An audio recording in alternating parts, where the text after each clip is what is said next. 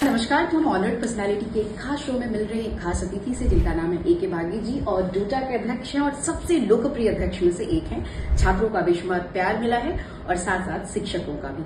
तो आज हम उनसे हिंदी से जुड़े हुए और राजभाषा से जुड़े हुए कुछ सवालों को लेंगे और जानने की कोशिश करेंगे कि बतौर शिक्षक, बतौर अध्यक्ष हिंदी भाषा को लेकर और राजभाषा को लेकर इनकी क्या संवेदनाएं हैं और इनकी क्या सोच है। सर, स्वागत है। हम एनईपी की बात करते हैं, हम नई शिक्षा पॉलिसी की बात करते हैं, उसमें हिंदी भाषा को लेकर बहुत प्रतिबद्धताएं नहीं दिखती हैं।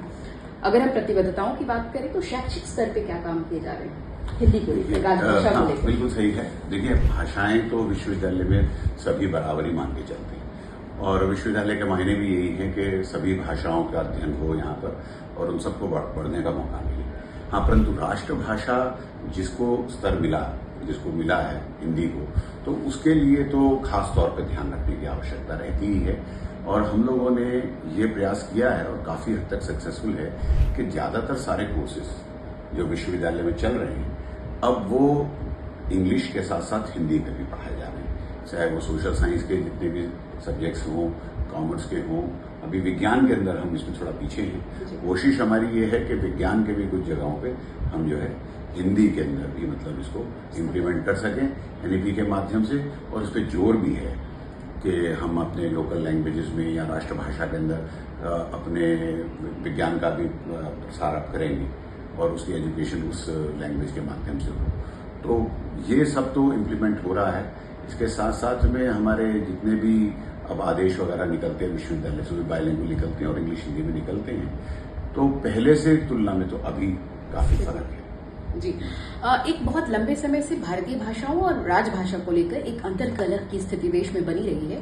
जैसा हम तमिलनाडु की बात करते हैं और चेन्नई की बात करते हैं, भारतीय भाषाओं को स्थापित करने को लेकर और राजभाषा को, हिंदी को स्थापित करने को लेकर तमाम तरह की विषमताएं हमारे देश में मौजूद हैं। हम उस पर भी चर्चा करेंगे और सर से जानने की कोशिश करेंगे कि उनके क्या विचार हैं। सर, भारतीय भाषाओं को लेकर और राजभाषा को लेकर एक लंबी लड़ाई लड़ी है देश ने, क्या कहेंगे? देखिए, जैसे मैंने अभी आपसे जिक्र किया कि ये जो हमारे यहाँ पर स्टेट्स का डिवीजन का एक मैकेनिज्म निकला और जाने अनजाने कहें या किसी भी कारण से कहें, वो भाषाओं के तौर पे उसका हुआ। चाहे गुजरात का महाराष्ट्र से अलग होना, उस प्रोविंस का, या और तमाम तरह के राज्य हमारे देश में बनना, वहां पर भाषाओं को मतलब जो है वो तरजीह दी गई। इसी वजह से एक तरह से ये लोगों के मन में ये बात बैठी है। हालांकि सभी भाषाएं, भारतीय भाषाएं बहुत सुंदर भी हैं और ज्यादातर ऐसा मानते हैं कि संस्कृत से उपजी है, लेकिन फिर भी ये मानते हैं कि भाई ये हमारी भाषा हो गई और हम इस भाषा से कोई कंप्रोमाइज और होना भी नहीं चाहिए। परंतु फिर भी किसी राष्ट्र की पहचान बनाने के लिए ये बहुत आवश्यक है कि वहां पर जो है कोई राष्ट्रभाषा का हो। और संस्कृत से अगर उपजी भाषाओं में जो सबसे क्लोज संस्कृत की मानी जाएगी वो हिंदी भाषा है। तो इसको सबको स्वीकार करना चाहिए और ये नहीं मानना चाहिए कि ये हमारे से कोई अलग भाषा है। ये वो भाषा है जिससे हम अपने राष्ट्र की पहचान बना सकते हैं, कि न केवल उनके लिए कि जो लोग हिंदी स्पीकिंग हैं उनके अंदर भी डायलेक्ट डिफरेंट है। ऐसा नहीं है कि हमारे यहाँ पर विभिन्नता, अगर आप क्षेत्र से क्षेत्र में जाएंगे, चाहे आपके हिंदी के बहुत क्लोज मानने वाली राजस्थानी हो, चाहे वो हरियाणवी हो, चाहे पंजाबी हो, लेकिन उन भाषाओं के अंदर भी मतलब अगर हम उनको बहुत अच्छे तरह से उनका मतलब एनालिसिस करते हैं तो मानते हैं कि सब हिंदी के पास है। और इसी तरह से संस्कृत के पास आने वाली जो है सुदूर हमारे जो राज्य हैं साउथ के भी, वहां पर है बहुत सारे शब्द मिलते जुलते हैं। तो अगर हिंदी को हम राष्ट्रभाषा की तरह एस्टेब्लिश करें, लेकिन साथ ही साथ में बाकी भी सारी रीजनल लैंग्वेजेस का पूर्णतः विकास करें, तो मुझे लगता है कि इस खाई को पाटा जा सकता है और ये कोई कंट्रोवर्सी का विषय होना नहीं चाहिए, क्योंकि राष्ट्र की पहचान तो किसी राष्ट्रभाषा से ही बनेगी और जो इस केस में मैक्सिमम लोग बोलने वाले हैं वो हिंदी के। राजभाषा अधिनियम की जब हम बात करते हैं, देश में चर्चा होती है, प्रायः जब हिंदी दिवस मनाया जाता है, अखिल भारतीय हिंदी सम्मेलन प्रायः कराए जाते हैं, तो राजभाषा अधिनियम ये कहती है कि सभी कार्यालयों में, सभी दफ्तरों में, सभी बैंकों में हिंदी को बतौर राजभाषा के तौर पर या कामकाजी भाषा के तौर पर लागू किया जाए। लेकिन आज भी हम इस हीनता बोध से ग्रस्त हैं कि हम हिंदी को सेकेंडरी लैंग्वेज की तरह ट्रीट कर रहे हैं। क्या कहेंगे आप? देखिए, ये तो जो हमारी शिक्षा व्यवस्था रही, ये उसकी बहुत बड़ी कमी रही। हमारे पास में ये माना गया कि हमारे अपने पास हिंदी के सूत्र हैं ही नहीं, रिसोर्सेज हैं नहीं, तो जो भी पढ़ाई लिखाई, चाहे वो साइंस की हो चाहे सोशल साइंस की हो, इवन कॉमर्स जैसे सब्जेक्टों में, इकोनॉमिक्स से तो ज़्यादा डिपेंडेंसी हमारे को ऐसे सोर्सेज पर रही जिनका हिंदी में अनुवाद नहीं था, या ऐसा माना जाता था कि जो हमारी ओरिजिनल जो हमारी रिसर्च या हमारे कामकाज का तरीका था वो बहुत सालों के बीच में गैप के कारण से वो कहीं ना कहीं खो भी गया था।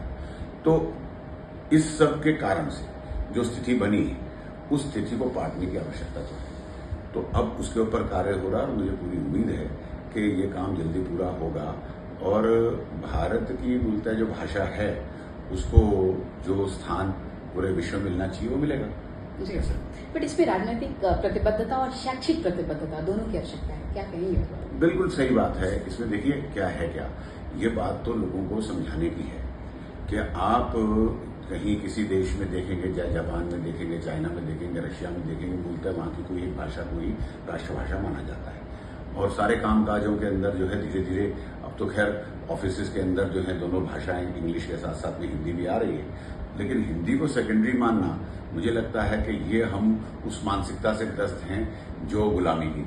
अब 75 वर्ष के बाद इस अमृतकाल के अंदर तो कम से कम ये हमारा विषय बदलना चाहिए और हमको हिंदी को राष्ट्रभाषा के रूप में स्वीकार करते हुए उसी के ऊपर जो है अपने सारे आदेश, अपने सारे राजकीय कार्य और कामकाज सारे करनी चाहिए। जी, जब हम बात करते हैं युवाओं की सर, तो एक बहुत बड़ा तबका है जो हिंदी से इंग्लिश की ओर शिफ्ट हो रहा है। तो ये जो शिफ्टिंग मैकेनिज्म है, क्या लगता है कि इससे हमारी भाषा विकृत हो रही है, हिंदी से इंग्लिश की तरफ बढ़ रहे हैं, तो वो विकृति आ रही है? इसमें मेरा थोड़ा सोच डिफरेंट है।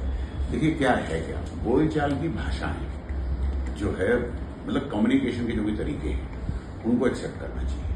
अगर हम कुछ शब्द किसी और भाषा से भी लेते हैं जिससे कि आपका कम्युनिकेशन प्रॉपर हो सकता है, तो उसको एक्सेप्ट करने में कोई बुराई नहीं है। क्योंकि अब शिक्षा व्यवस्था हमारी ऐसी रही, जैसे मैंने आपको बताया, तो सिर्फ करने के लिए इंग्लिश में जाना या वो सही नहीं है। लेकिन अगर कुछ शब्द आ गए हैं हमारे हिंदी भाषा में भी और उनको हमने स्वतः मतलब धीरे धीरे स्वीकार कर लिया है, तो उसके ऊपर कोई बहुत ज्यादा प्रतिबंध लगाने की आवश्यकता नहीं है। और यही खूबी है हमारे हिंदी भाषा की, और बल्कि भारतवर्ष की भी ये खूबी है कि हम लोग तो बहुत जल्दी जो चेंजेस हैं उनको एक्सेप्ट भी कर लेते हैं, तो उसका इतना कोई समस्या नहीं है। लेकिन सिर्फ उसको विकृत नहीं हो रही है। भाषा विकृत का देखिए क्या है कि भाषा तो हमेशा, ये तो एवर इवॉल्विंग प्रोसेस है। आज के 50 वर्ष पूर्व जो भाषा थी दिल्ली में, अगर आप प्रांत की तौर से देखना शुरू करेंगे तो आज जो बोली जाती है वो उससे अलग होगी। और ऐसे ही आपको ये सब स्थिति और भी भाषाओं में मिलेगी। तो ये हमेशा इवॉल्व होती रहती है। इसमें नए शब्दों का चयन, नए तरीके का वो आता ही रहेगा और वो सम्मिलित होते ही रहेंगी। तो भाषा कभी रुकती नहीं, वो प्रवाह माने। इस बात के साथ कि हम सभी आगत भाषाओं को, सभी आगत शब्दों को स्वीकारें और हिंदी को और समृद्ध बनाएं। जिया, तुम लगातार बातचीत कर रहे हैं कि भाग्य जी से। सर, एक सवाल और, हम देश में लगातार संवैधानिक स्तर पर भारत सरकार ये कोशिश कर रही है कि कामकाज की भाषा जो है वो हिंदी हो, और इसके लिए तमाम अधिवेशन किए जा रहे हैं, सालाना अधिवेशन होते हैं, वार्षिक कार्यक्रम किए जाते हैं। इसके बावजूद ऐसी क्या कमी है जिससे ऐसा प्रतीत होता है कि हिंदी के लिए सम्मेलनों की आवश्यकता है, हिंदी को स्थापित करने के लिए सम्मेलनों की आवश्यकता है? ये तो बात ये हुई है कि मैंने आपको जैसे बताया कि बहुत वर्षों से हम लोगों की कामकाज की भाषा अंग्रेजी रही है। और अब आप देखिए कि हमारे पूरे जो कानून हैं वो भी अब अलग तरीके से भारत के नाम से मतलब लिखे जा रहे हैं और उनका नया तरीके से लेखन चल रहा है। तो धीरे धीरे बदलाव तो हो रहा है, लेकिन पुरानी व्यवस्था और इतनी ज्यादा इस्टेब्लिश व्यवस्था वो हो गई थी, उसके कारण से उसकी भी जड़ें मजबूत हैं। तो समय तो लगेगा, और मुझे नहीं लगता कि कोई अगर अधिवेशन करना पड़ता है या कोई वर्कशॉप करना पड़ता है तो वो किसी तरह से हमारे मतलब हिंदी के खिलाफ जाए। कोई भी ऐसी काम जिससे कि हमारी राष्ट्रभाषा को विश्व स्तर के ऊपर एस्टेब्लिश करने में मदद मिलता है, उसको हमको सहज स्वीकार करना चाहिए और उस पर काम भी करना चाहिए। जी, बतौर डूटा अध्यक्ष आपके पास अब अधिकार भी हैं और अधिकारों के साथ साथ एक विस्तारित आकाश भी है। हिंदी को स्थापित करने के लिए क्या कुछ कर रहे हैं? देखिए, हमने तो अभी एनईपी के अंदर मतलब भारतीय भाषाओं के साथ साथ में हिंदी को हमारे यहाँ पर एक कोर्स कंपलसरी कोर्स होता है, उसके अंदर इसको इस्टेब्लिश कर ही दिया है सब कोर्स, इसलिए वो कंपलसरी है। हालांकि उसमें कुछ समस्याएं हैं शुरू में, लेकिन हम उससे जूझ भी रहे हैं और उसको पूरी तरह से इस्टेब्लिश कर लेंगे। मुझे लगता है कि जो समस्याएं हैं उसका निवारण भी जल्दी हो जाएगा और आने वाले समय के अंदर जैसे जैसे आगे हम बढ़ रहे हैं तो मुझे लगता है कि पहले से स्थिति हिंदी की मजबूती हो रही है। हाँ, दूसरी बात उसके साथ में जो जोड़ के देखी जाती है कि इसके अंदर कितनी एम्प्लॉयबिलिटी स्टूडेंट्स की होगी, उस विषय को लेकर के चर्चा करना इसलिए आवश्यक है क्योंकि एक तो होगी भाषा और एक आ गया कि जो हम उसके अंदर जो है साहित्य के बारे में जानकारी अर्जित करना चाहते हैं। इन दोनों विषयों को थोड़ा सा अलग करने की आवश्यकता है। हालांकि वो बात अलग है कि भाषा कभी साहित्य के बिना समझ आती नहीं। मैं ये नहीं कह रहा कि मतलब साहित्य बिल्कुल भाषा सिखाते हुए या लैंग्वेज सिखाते हुए अलग कर देनी चाहिए, लेकिन उसका ऐसा एक संतुलित मिश्रण बनाने की आवश्यकता है कि ये दोनों चीजें स्वतः ही स्वीकार हो जाएं, तभी हिंदी को ज्यादा एक्सेप्टेबिलिटी लोगों में मिलेगी। सो अब हम ये मान के चले कि हिंदी एक ग्लोबल भाषा के रूप में स्थापित हो रही है? हाँ, धीरे धीरे बिल्कुल कह सकते हैं।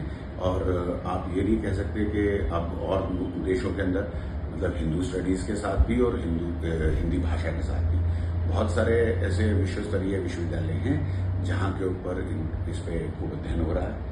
और सबसे ज्यादा मतलब बोलने जाने वाली इंग्लिश के बाद में कोई भाषा होगी तो शायद यही है।